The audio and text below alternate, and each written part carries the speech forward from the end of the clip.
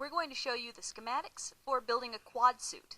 With working wings, a moving head, a moving jaw, and a smoking mouth. Last year, we made a Digitigrade stilt suit, a costume that appears to be walking on its toes, like a dog. That was opposed to a plantigrade costume, which is when you walk on your flat foot. This year we're making a quad Digitigrade costume, a costume on all fours built from PVC, wire, wood, bungee cords, and a lot of craft foam and transparent vinyl. You can buy the vinyl at Joann Fabrics. We will be referencing these schematics for the next few videos. They provide a very rough idea of how the costume will function. We begin with our wearer.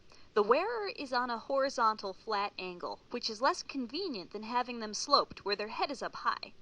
Because if you're going to just use their own eyes to see out of the costume, your wearer will have to crane their neck to look around. But for the aesthetics of this costume, we want a flat back. The whole costume is going to be based around 2 wood boards, one on the shoulder blades and one on the small of the back.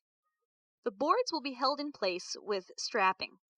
There's also going to be strapping for the stilts around the calves, and a sort of headpiece to allow control of the head and neck of the costume. The strapping does not have to be something very strong, such as climbing webbing or seatbelt webbing. In fact, it would probably be fine just to use fabric. To the boards, we'll attach the Pvc skeleton. You'll notice the PVC piping is curved in a couple places. You curve it by filling it with vermiculite or sand or something like that, and applying heat, and then shaping your pipe. Where it's been shaped, the pipe will be more flexible. It'll have less strength, so we'll be able to get more motion out of it. At the end of the 2 PVC pieces held together with a 90-degree joint, we have the moving part of our wing. To simplify the wing design, only one part of the wing moves, equivalent to a bird's wing moving only at the wrist instead of at the elbow and the shoulder. I've done this before, and it creates a very convincing form of movement, especially if the base of the wing, the 2 pieces on the 90-degree joint, are set at an angle away from the wearer's body. So when you open the wings, they spread outward, taking up a huge part of the room. It's a great effect. Wires are used to control the movement of the PVC skeleton.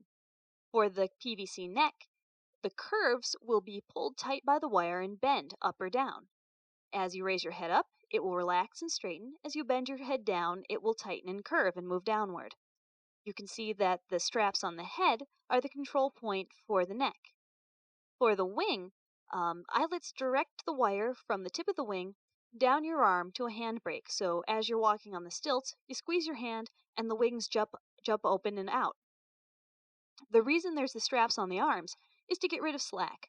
By directing the wire in a tight straight line with a series of sharp turns, we don't have any slack left in the design, so you have the maximum response from the wings. The stilts will require a lot of explanation and their own schematics, but the big key is that there's a bungee cord on the leg stilts. The stilts that make up the hind feet of the costume have a bungee cord connecting from the strap on the calf to the back of the stilt. That way you don't spend all of your energy trying to keep your ankle straight and supporting your body. The bungee cord helps hold you up. On the front stilts, for your hands, a pair of mechanisms similar to the brakes on a bicycle allow you to control the wings. Both the front and back stilts will have a flat pad that holds your weight, connected to a flapping toe joint to give the illusion that the foot is freely moving at the costume's wrist joints. After constructing the skeleton and the mechanisms, we begin covering it with a shell. The head and the tail are going to be made out of 3mm fun foam with 1 or 2mm fun foam scales glued onto them to give them a textured appearance. This allows us to get the proportions of the costume and to test how well it works and does things like fit through doors before continuing with the skinning. Once the head is situated where it's going to stay, because there's no neck, we have access to the inside of the head from below. We'll be installing a container with holes in the top, allowing for dry ice to bubble up and pour out fake smoke through the mouth of the costume when you open the mouth. The dry ice will be in water, and the water will rapidly warm it, so it will go from a solid block state and sublimate into a thick, white-looking carbon dioxide vapor. We'll also install a barrier behind the dry ice container to make sure that the carbon dioxide doesn't pool down the neck and suffocate our wearer. I've removed the image of a carbon dioxide container to keep this easier to understand. Just remember it's there. I have this little platform attached to the top of the PVC neck. That platform is going to have a hinge, and our jaw and the jaw mechanism are going to be built into it. So you can see there's a little black dot representing the hinge on the platform. Attached to the hinge is the lower jaw. There's a little elastic strap keeping it tightly closed without pressure. The pressure comes from a small air bladder hooked up to a piece of tubing that you simply exhale into to inflate the air bladder and open the jaw.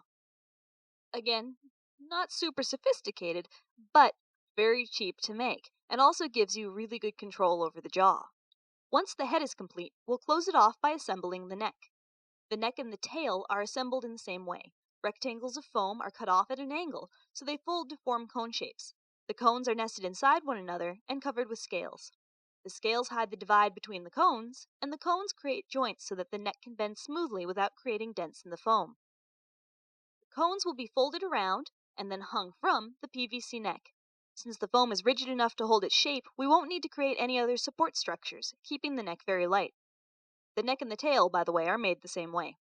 At this stage, we'll also add the vinyl wing membranes. Sold like fabric, the vinyl can be fused with heat, or glue, or sewn. Depending on the roll sizes available, we may be able to use a single sheet of vinyl per wing.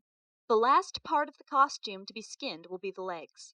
Unlike the upper neck and tail, the panels for the body will be removable, hooked together with fasteners. This costume is not a suit you step into, but a kind of armor built around the wearer.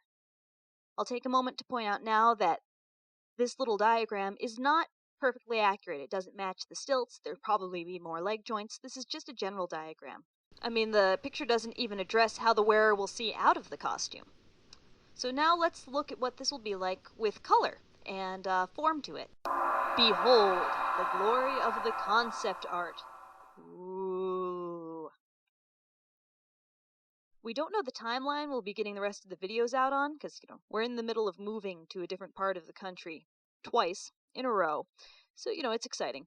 But since there were so many requests for blueprints and plans with the last videos we've done, we decided to start with the blueprints and plans and then show you the construction and final pieces afterwards. That way, if folks want to try a project like this on their own, they're working off of a concept instead of a picture.